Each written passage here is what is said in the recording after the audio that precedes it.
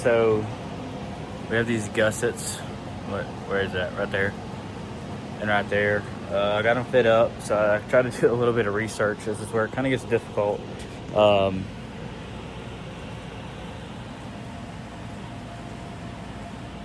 you can see them, got them fit up. They're pretty much ready to get welded in. So I took a break and I tried to do a little bit of homework, because I built this based upon a 25.1J, which is a little lighter chassis, 6.0 cert, and they have gussets on the dash bars on that, but it also doesn't require an 1 5/8 dash bar.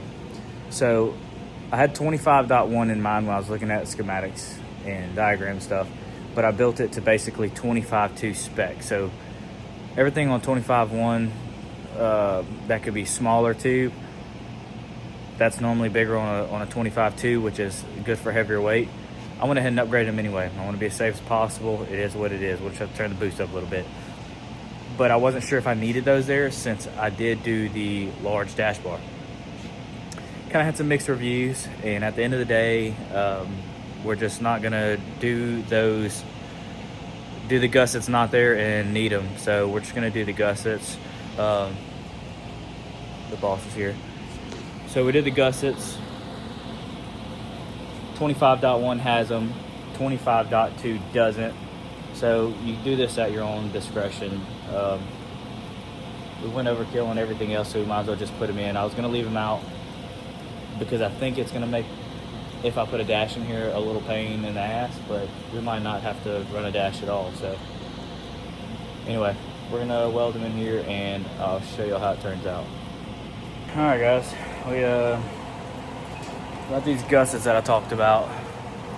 Got them put in. You see one there and the one right here. Okay, better safe than sorry. Since I kind of threw my own twist on a 25.1 and a 25.2, we put them in anyway. Okay, so the pillar bars do intersect. The dash bar, they're in there. Don't need to worry about it no more. Pain in the butt to weld out. I won't lie to you. I was kind of in some weird positions, but that's where we're gonna kind of call it on this video. Next thing we're gonna do is go ahead and move the ClearView filter from right here to probably somewhere in this area right here. So that'll be our next thing that we move. And big exciting news,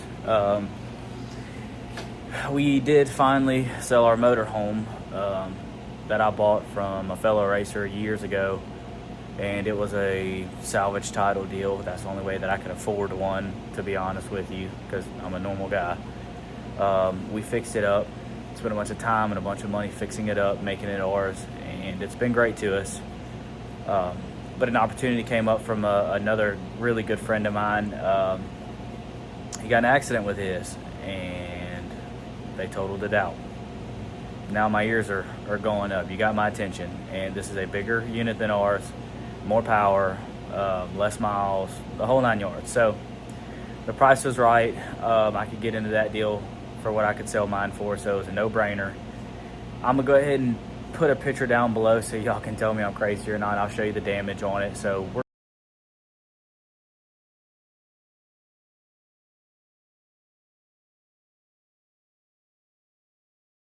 gonna be learning a little bit of fiberglass work, and I'm most likely gonna sand this entire thing down and paint it. Luckily my dad has a huge shop house, and so I'm able to store it inside while we get it repaired.